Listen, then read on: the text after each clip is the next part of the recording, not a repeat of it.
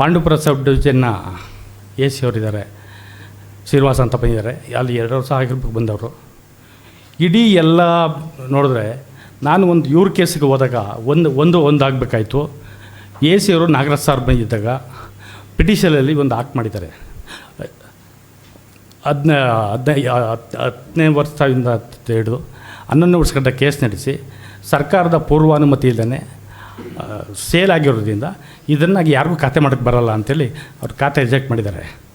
62-63ರಲ್ಲಿ ಸರ್ಕಾರ 5 ಎಕರೆ 14 ಗುಂಟೆನ ಮಂಜೂರಾತಿ ಮಾಡಿದೆ. ಅದಾದಮೇಲೆ 2008ರಲ್ಲಿ ಇವರು ಹುಚ್ಚೇಗೌಡ ಕೆಂಪಮ್ಮನಿಗೆ ಕ್ರಯ ಆಗುತ್ತೆ. ಕ್ರಯ ಆದಾಗ ಅವರು ಖಾತೆ ಆಗಲ್ಲ ಅವ್ರ ಹೆಸರಿಗೆ. ಎ ಸಿ ನಾಗರಾಜರಿಗೆ ಬಂದಾಗ ಅವರು ವಜಾ ಮಾಡಿರ್ತಾರೆ. ಅದಾದಮೇಲೆ ಹಂಗೆ ಇದ್ದದ್ದು 2020ರಲ್ಲಿ ಇವರು ಚೌಡಮ್ಮನ ಗಂಡ ಅಂತ ಈ ಮಂಜೂರಾತಿ ಆಗಿರ್ತಾರೆ, ಮಂಜೂರಿದಾರ ಶಿವಯ್ಯ, ಅವ್ರು ಸತ್ತೋಗ್ತಾರೆ. ಅವ್ರು ಸತ್ತೋದ್ಮೇಲೆ ಪೋತಿಕತೆ ಅವ್ನು ಹೆಂಡತಿ ಮಾಡಿಕೊಡ್ಬೇಕಲ್ವ. 20ರಲ್ಲಿ ಸುತ್ತೋದ್ರು, ಈಗ ಅಲ್ಲಿ 26. ಪೋತಿಕತೆಗೆ 2024ರಲ್ಲಿ ಅರ್ಜಿ ಕೊಡ್ತಾರೆ. ಪೋತಿಕತೆ ಮಾಡಿಕೊಡ್ಬೇಕಾಯ್ತು ತಹಸೀಲ್ದಾರು.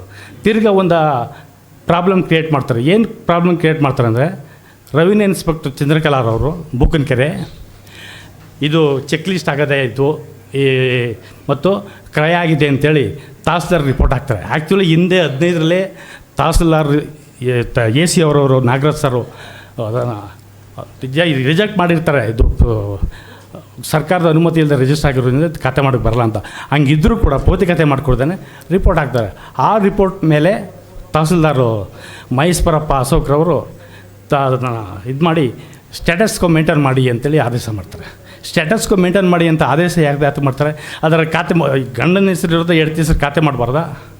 ಸ್ಟೇಟಸ್ಕೋ ಮೇಂಟೈನ್ ಯಥಾಸ್ಥಿತಿ ಹಂಗೆ ಇರಲಿ ಅಂತಂದ್ರೆ ಏನು ಅರ್ಥ? ಅದ್ರ ಹಂಗೆ ಖಾತೆ ಹಂಗೆ ಮುಂದುವರಿಬೇಕಾ ಅಂತ ಆದೇಶ ಮಾಡ್ತಾರೆ. ಆಮೇಲೆ ನಾನು ಒಂದು ಸರಿ ಹೋಗಿ ಕೇಳಿದೆ, ಯಾಕೆ ಸರ್ ಹಿಂಗೆ ಮಾಡಿದ್ದೀರಲ್ಲ, ಆ ಎಮ್ಮನಿಗೆ ಪೋತಿಕತೆ ಮಾಡಿಕೊಡಕ್ಕಿಲ್ವ ಸರ್ ಅಂತ ಕೇಳಿದೆ. ಅಯ್ಯೋ ಇದು ಪಿಟಿಸಲ್ಲು ಕಾಯ್ದೆ ಅಷ್ಟರಲ್ಲಿ ನನಗೇನು ಅಷ್ಟೇನು ಗೊತ್ತಾಗಲ್ಲ, ನೀವು ಎ ಸಿಗೆ ಅಪೀಲ್ ಹಾಕೋಬಿಡಿ ಅಂತ ಹೇಳ್ತಾರೆ. ಸರಿ ಸರ್ ಅಂತ ಬಂದೆ. ಎ ಸಿ ಭೇಟಿ ಮಾಡಿದೆ. ಸರ್ ಇದೇನು ನಿಮ್ಮ ತಹಸೀಲ್ದಾರ್ ಹಿಂಗೆ ಸ್ಟೇಟಸ್ಕೋ ಮೇಂಟೈನ್ ಮಾಡಿ ಅಂತ ಹೇಳಿದಾರಲ್ಲ, ಪೋತಿಕತೆ ಮಾಡಿಕೊಡೋಕ್ಕಿಲ್ವ ಸರ್ ಅಂತ. ಅವ್ರು ಹೇಳಿದ್ರು ಆಯ್ತು ಓದಿರ್ತಾರೆ, ನನಗೆ ಅಪೀಲ್ ಹಾಕಿ ನೋಡ್ಬಿಟ್ಟು ಒಂದು ಡೇಟಲ್ಲಿ ನಾನು ಮಾಡ್ಕೊಡ್ತೀನಿ ಅಂತ ಹೇಳ್ತಾರೆ. ಅದು ಸರಿ, ನಮ್ಮದು ಕೋರ್ಟ್ ಫಾರ್ಮುಲಾ ಹೆಂಗಿರ್ತದೆ ಅದ್ರ ಪ್ರಕಾರ ಮಾಡ್ಬೇಕಲ್ಲ ಅಂತೇಳಿ ನಾನು ಶಶಿಕುಮಾರ್ ಲಾಯರ್ ಹಿಡಿದು ವಕೀಲತ್ತು ಹಾಕಿಸ್ದೆ. ವಕೀಲತ್ತು ಹಾಕಿಸಿದಾಗ ಎ ಸಿ ಆದೇಶನ ರದ್ದುಪಡಿಸ್ಬೇಕು, ಈ ಎಮ್ಮನಿಗೆ ಪೋತಿಕತೆಗೆ ಆದೇಶ ಆಗಬೇಕು. ಅಲ್ಲಿ ತಹಸೀಲ್ದಾರ್ ಆದೇಶ ಮಾಡಿರೋ ಕಾಪಿ ಹಾಕಿದ್ದೀನಿ. ಆಮೇಲೆ ಇನ್ನೊಂದು ಮಿಸ್ಟೇಕ್ ಆಗ್ಬಿಟ್ಟಿದೆ. ಕರ್ಪತ್ತಲ್ಲಿ ಈ ಯಜಮಾನರು ಸತ್ತಿರೋದು 2020ರಲ್ಲಿ 21 ಅಂತ ಆಗೋಗ್ಬಿಟ್ಟಿದೆ. ದಯಮಾಡಿ ಕ್ಷಮಿಸಿ, ಅದನ್ನು ತಿದ್ದುಪಡಿ ಮಾಡ್ಕೊಳ್ಳಿ. ಅದಾದಮೇಲೆ ಒಂದು ಸಾರಿ ಭೇಟಿ ಮಾಡಿದೆ. DS ಲೆಟ್ರ್ ಕೊಡಿ ಸರ್, ಹಿಂಗಿದೆ ಅದು ಪಾಪ ಎಮ್ಮ ಸತ್ತೋಗ್ತಾಳೆ, 85 ವರ್ಷ ಆಗಿದೆ ಸರ್, ಪೋತಿಕತೆ ಮಾಡಿಕೊಡಕ್ಕೆ ಇದು ಮಾಡಿ ಸರ್ ಅಂದೆ. ಆಯಿತು ಅಂದ್ಬಿಟ್ಟು ಆಯಿತು ಅಂತ ಅಂದರು. ಆಗೊಂದು ಮಾತಾಡಿದ್ರು. ತಿರುಗಿ ಇನ್ನೊಂದು ಸಾರಿ ಭೇಟಿ ಮಾಡಿದೆ. 10 ಸಾರಿ ಭೇಟಿ ಮಾಡಿದ್ರು 10 ಥರ ಮಾತಾಡ್ತಾರೆ. ಒಬ್ಬ ಡಿವಿಷನ್ ಮ್ಯಾಜಿಸ್ಟ್ರೇಟ್ರು ಮಾತಾಡೋ ಮಾತೇ ಅಲ್ಲ ಅದು. 10 ಸರಿ ಭೇಟಿ ಮಾಡಿ 10 ಸಲ ಮಾತಾಡ್ತಾರೆ. ನಾನು 90ರಿಂದ ಚಳವಳಿ JDC DC ಆಗಿದ್ದರಿಂದ ಇಲ್ಲಿ ದಲಿತ ಸಂಘ ಕೆಲಸ ಮಾಡಿದ್ದೀನಿ. ನಾನು ಸುಮಾರು ಜನ ಎ ಸಿ ನೋಡಿದ್ದೀನಿ. ಒಬ್ಬ ಸಬ್ ಡಿವಿಷನ್ ಮ್ಯಾಜಿಸ್ಟ್ರೇಟ್ ಅಂದರೆ ನ್ಯಾಯಾಧೀಶರು ಸಬ್ ಡಿವಿಷನ್ಗೆ ಹೆಂಗೆ ಮಾತಾಡಬೇಕು, ಏನು ಮಾತಾಡಬೇಕು ಅಂದ್ಬಾರ್ದು, ಏನೇನೋ ಒಂಥರ ಮಾತಾಡ್ತಾರೆ.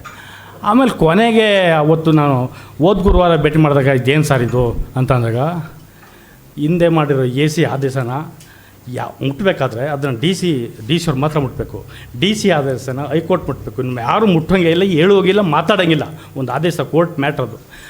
ಹಂಗಂದಾಗ ಅಲ್ಲಿ ಹಿಂದೆ ಎ ಸಿ ಅವ್ರು ಆದೇಶ ಮಾಡೋರೆ ಕ್ರಯಪತ್ರ ವಜನೆ ಮಾಡಿಲ್ಲ ಅಂತಾರೆ. ಏನು ಸರ್ ಇದು?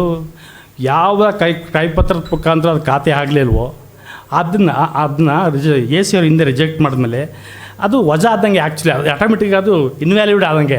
ವಜಾ ಬೇರೆ ಮಾಡಬೇಕು. ಯಾವಾಗ ವಜಾ ಆಗ್ತದೆ ಅಂತಂದರೆ ಅವ್ರ ಹೆಸರಿಗೆ ಜಮೀನು ಹೊಂಟೋಗಿದ್ದಾಗ ಅದು ಆ ಕ್ರಯಪತ್ರ ಮುಖಾಂತರ ಖಾತೆ ಆಗಿದ್ದಾಗ ಆ ಖಾತೆ ವಜಾ ಮಾಡಿ, ಆಗ ಕ್ರಯಪತ್ರ ವಜಾ ಮಾಡಿ ತನ್ನ ಸ್ವಾಧೀನಕ್ಕೆ ತಗೊಂಡು ಆಗ ತಿರ್ಗಿ ಅವರು ಒರಿಜಿನಲ್ಗೆ ಖಾತೆ ಮಾಡಿಕೊಟ್ಟು ಆಗ ಸ್ವಾಧೀನ ಕೊಡ್ತಾರೆ. ಇದು ಫಾರ್ಮೆಟ್ ಪಿಟಿಷನ್ ಕಾಯ್ದೆಯಲ್ಲಿ ಇರೋದು. ಎ ಸಿ ಮಾಡೋ ಕರ್ತವ್ಯ ಅದು. ಹಿಂಗಂತಿರಲ್ಲ ಸರ್ ಅಂದೆ. ಏನು ಮಾತಾಡೋದು ಎದ್ದು ಹೊರಟೇ ಹೋದು. ಆಮೇಲೆ ಅವರ ಕೇಸರ್ಕರ್ ಅವನ್ನೆಲ್ಲ ತಹಸೀಲ್ದಾರ್ ಆದೇಶದಲ್ಲಿ ನೋಡಿ ಪುನೀತು ಒಂದು ಕೋರ್ಟ್ ನೋಟಿಸ್ ಕೊಡ್ಬೇಕಾದ್ರೆ ಯಾರು ಕೊಡಬೇಕು? ಮನವಿದಾರರು ಕೊಡಬೇಕು, ಎದುರುದಾರರು ಕೊಡಬೇಕು. ಇರೋದು ಫಾರ್ಮೆಟ್. ಏನು ತಗೋದು? ಈ ಅಲ್ಲಿ ಕೆಂಪಮ್ಮ ಮಾಡಲ್ಲ, ಕೆಂಪಮ್ಮನ ಗಂಡನಿಗೆ ಹುಚ್ಚೆಗೌಡನಿಗೆ ನೋಟಿಸ್ ಕೊಟ್ಟಾರತ್ತೆ. ಎಲ್ಲಿ ನಾನು ಹಂಗೆ ಇದೇನು ಸರ್ ಹಿಂಗೆ ಮಾತಾಡ್ತೀರಿ, ಕೊಡು ನೋಟಿಸ್ ಕೊಡಬೇಡ ಅಂತ ನಾನು ಹೇಳೋದು. ಯಾರು ಕೊಡ್ತೀಯ? ಎದುರುದಾರರು ಕೊಡು, ಮನವಿದಾರರು ಕೊಡು. ಏನಪ್ಪ ಹಿಂಗೆ ಮಾತಾಡ್ತೀಯಲ್ಲ ಅಂದೆ. ಅವನು ನಾನು ಹುಚ್ಚೆಗೊಂಡು ಕೆಂಪಮ್ಮನಿಗೆ ಹುಚ್ಚೆಗೊಂಡು ಕೊಡ್ತೀನಿ ಅಂತ. ಅಲ್ಲಿ ಇದೆಯಾ? ಅಲ್ಲಿ ತಹಸೀಲ್ದಾರ್ ಆದೇಶದಲ್ಲಿ ಅಲ್ಲಿ ಎದುರುದಾರರು ಯಾರಿದ್ದಾರಾ? ಹುಚ್ಚೆಗೌಡ ಇದ್ದಾನಾ? ಇದ್ದೇ ನಿಂಗೆ ಮತ್ತೆ ಹಂಗೆ. ಅದಾದಮೇಲೆ ನಾನು ಇದು ಹೇಳಿದ್ಮೇಲೆ ಎದ್ದು ಒಂಟೆ ಹೋದರು ತೆರಿಕೊಂಡು.